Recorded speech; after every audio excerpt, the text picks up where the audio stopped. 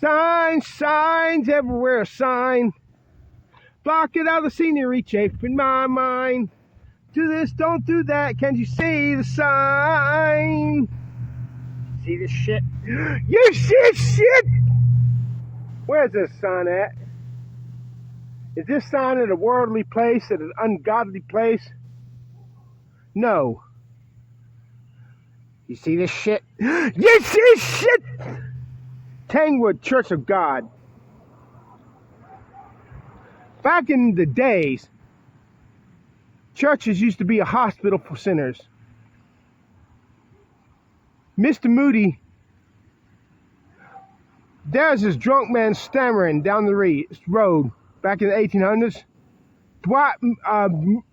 Preacher Moody reached out and grabbed him in kindly. He grabbed that drunkard into his house. He preached the gospel to that drunkard. That drunkard got saved. What the fuck would happen at that church? In the first place, if somebody walked past in the parking lot drunk and stammered, they called the fucking cops. If he went inside the church, they'd tell him to get out. Welcome to the Laodicean lukewarm Christian church age. No skating, skateboarding, bicycles, or scooters. Oh, you know what the law says? The law makes you filled with concupiscence.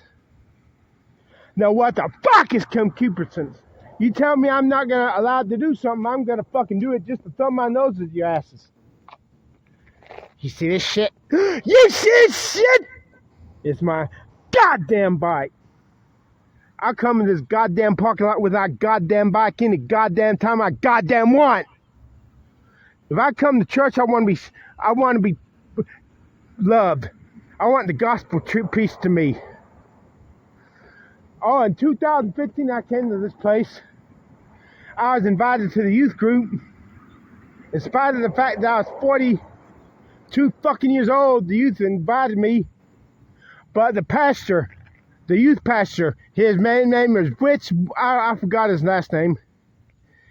He was kind of condescending when talking to me. One time I was eating, I dropped a few crumbs to some bitch, some fucking middle-aged bitch, supposed to be a Christian, but instead was a fucking bitch. Castigated me, yelled at me. So, don't ask me to come to this fucking church. The sign says up the road, a church for all people. Yep. The Laodicean lukewarm motherfuckers. We are rich and have need of nothing. But you motherfuckers don't know that you're poor, you're blind, you're wretched, and you're fucking miserable. And fuck this shit. Goddamn hypocrites from hell.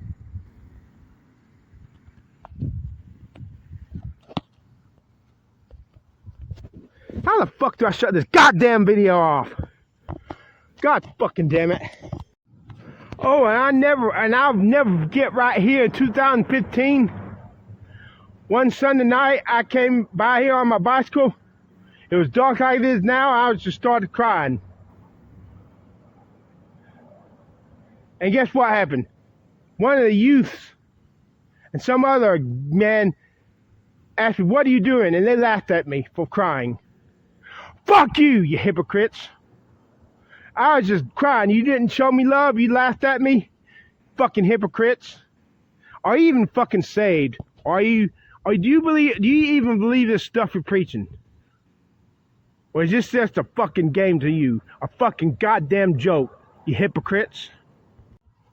In that building right there is where the adults on Wednesday nights had Bible studies. Now that was mature. They seem to be interested in the Bible and scripture and spiritual things in the adult class. Although if you had cancer and that's in to pray for you, God wouldn't cure you because today I call God the no answering prayer motherfucker. I got prayers I've asked and He's not answering my prayers. So sometimes I've seen with that former Christian pastor turned atheist Dan Barker. Nothing fails like prayer. Nothing fails like prayer. Use your mind, and use your mind, and you will find that nothing feels like prayer. But I digress.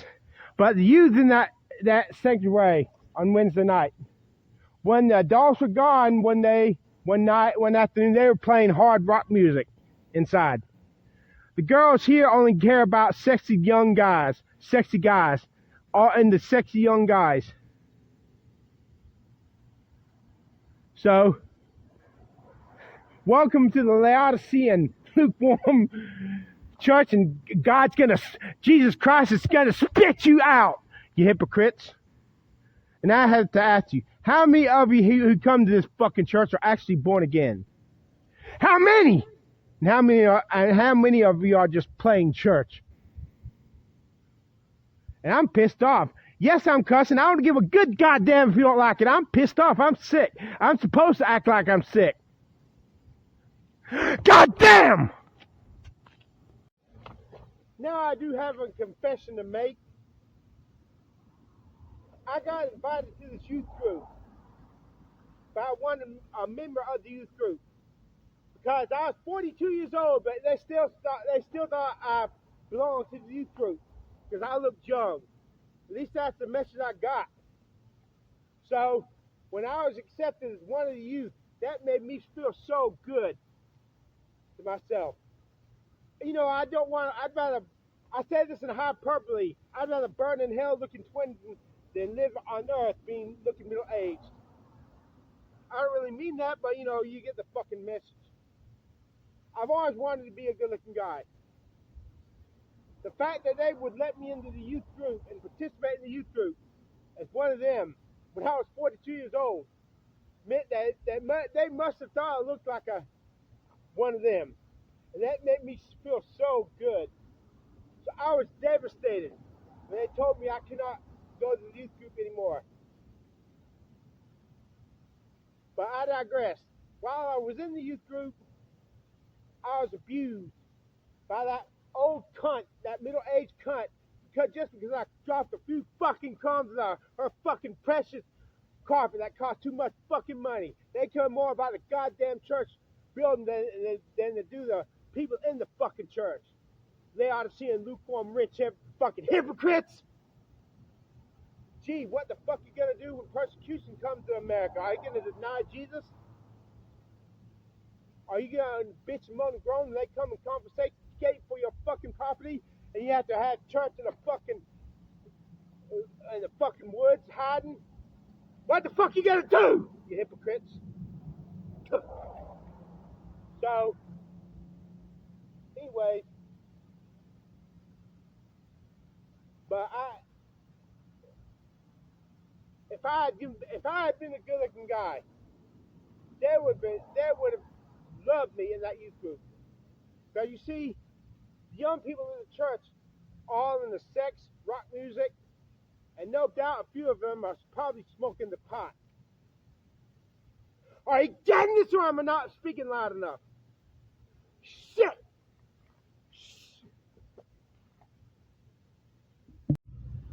Oh, wow, she's so cute.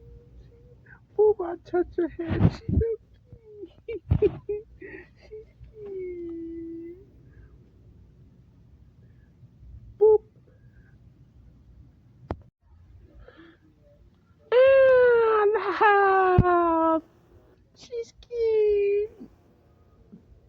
Boop.